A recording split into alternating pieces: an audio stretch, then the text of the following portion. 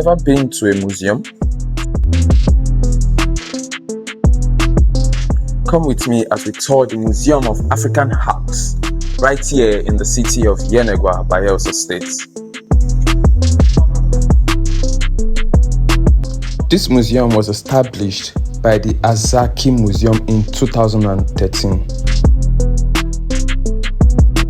And interestingly, it contains varieties of paintings, artwork, history right from a long time ago, the creation of the Niger Delta, up to this very day. It has so many artifacts that you could just look and gaze upon.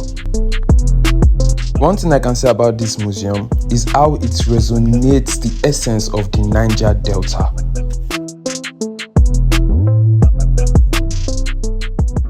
All arts, even rappers like these are arts. Like what fashion too is art, right? So when we look at rappers like this, they all tell different story. This first one have the intricate design of a palm tree here, and it tells us the primary agricultural product that our ancestors cultivated during their time, and that's the palm front. They're able to get diverse kinds of byproduct from just this tree or from just this fruit. They're able to get the oil, the red oil, the palm wine, the cane pomade they use as their body lotion, right? They're able to use the leaf as their zinc, which we call the thatch roof. And also the advent of Christianity in the Niger Delta. And not just there. I believe we can also see the cross symbol here, right? We also had our own symbol that looks like the cross. It's called the Ankh, and it symbolizes eternal life. So many traditionalists and spiritualists uses that one instead of this one because this symbolizes warfare. I believe we've all heard of the crusade, right? Now, modern day pastors or religious people like Christians, when they're going to different communities, they do host programs they call crusade. Now, the origin of that crusade can be dated back centuries ago, like when in the ancient days in Christianity or in Christendom, the knights or the warriors are being assigned to go to other lands to conquer other lands and kill whoever that opposes their religion. The advent of that conquest is what we call the crusade. So this one here tells us the royalty of the Niger Delta people. The reason why there's an intricate design here because in the days of our ancestors, when the king does not have a successor, whoever that is able to go into the forest, hunt down the lion and kill, automatically becomes the king. And the person who uses skin of the lion to make clothes for himself. And the person who uses the teeth of the lion to make necklace. So this is not even the real necklace. The real necklace will be made from the teeth of the lion, the teeth of the lion. While the front teeth of the lion will have this. This is another necklace that the men normally wear. It has a pointed part, two pointed edges inside. That's the front teeth of the lion. We're going to see that one too inside. So the story behind this is all linked into our ancestors. But today nobody wants to wear a lion skin now. So that's why they have to put the intricate design of a lion on the fabric anyway. It's a symbol of that bravery, of our ancestors. Not just the Niger Delta people, the Igbos also, the Yorubas also. The Niger Delta. That they live on top of water. Till this very day, there are some communities and people that live on top of water like this. And now the fascinating thing is, there is no mosquito here. There is no mosquito at all. It's a lie. The reason why there's no mosquito because the water is flowing. Okay. It's not stagnant. Oh. Yes. So even inside their rooms, like inside their house, there's no mosquito. There's no mosquito at all. We also learned about the pre-colonial economy of the Niger Delta. The pre-colonial economy of the Niger Delta. I believe we've heard of the slave trade, the Europeans coming to the Niger Delta, coming to Africa to take our ancestors' slaves. Now, before the slave trade, actually came with our palm front first.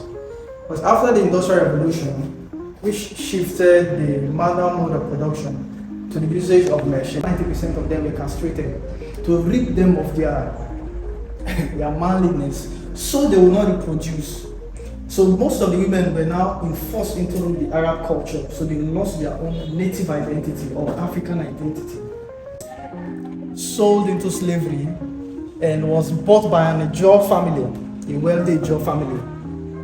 So he was a slave and also a priest, but he grew his influence and power actually grew, and he controlled a lot of oil depot. So he was a wealthy man, and he was doing business. He was into the palm oil trade with the British administration, the British government.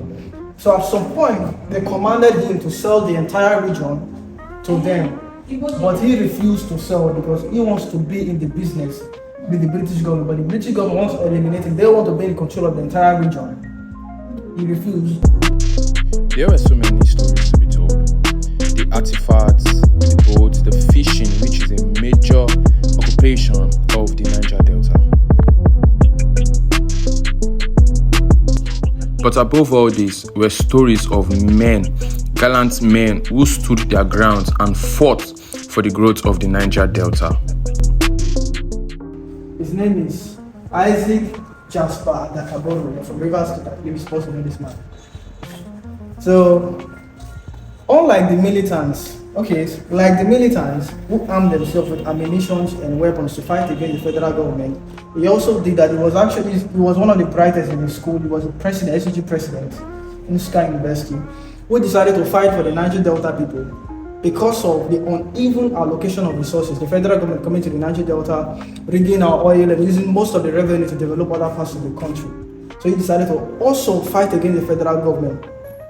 However, he died at a very young age, at the age of 32 years, like Jesus Christ. Oh, that's young. But his struggle contributed to the creation of the old River State, from which Bayelsa was created from.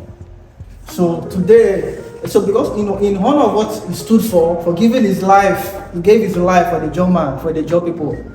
He sacrificed his life for the German. He spilled his blood for us. So in honor of that, we have his portrait here and so it to tell, and we also have a day to commemorate him, which we call the Boro Day. Yes. Last month, isn't it last month or something? Yeah, we have Boro Boro Day. Camp named after him. Boro Day, Yes. yes. Boro Camp. Yes. It's named after It's him. honor And of there's the- a street called Jasper Borough. Yes, there's also a college of education as When is the Boro Day? Last When month. is it? It was last month. Yeah, last month. Was it that thing that was going on? Yes. Oh, So yeah, it's so nice. this is him. See, a young man made a difference. Yeah, sacrifice his He's blood, not spill getting his into blood. return. We got a lot of days. These stories are beyond mere words. They are history brought back to life. Histories and pictures of how the Niger Delta stood their ground, how they were able to get civilized over time.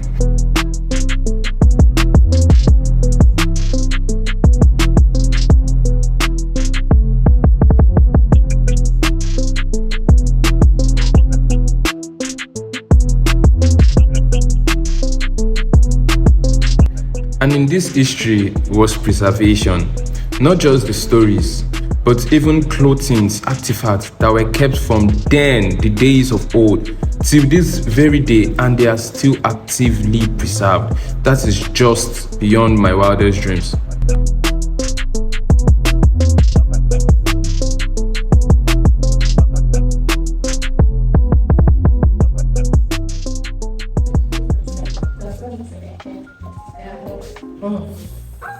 Wow.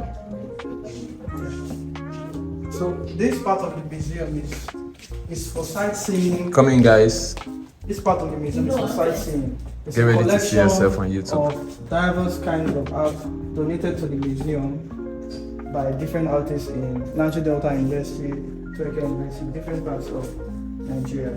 So it's varieties of different artwork. The arts being donated to the museum were beautiful. It was just amazing, from the storyline of Jesus Christ's work and every experiences he had, which were documented in pictorials.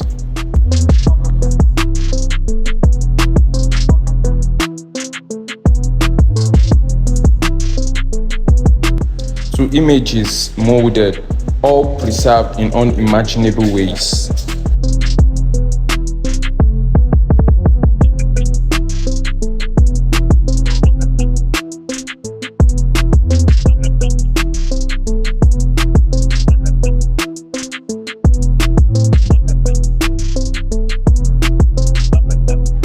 all these experiences in a single day, I must say I really enjoyed the visitation. And yes, I look forward to going back to the museum and checking out other museums here in Yenagoa, Bayelsa State.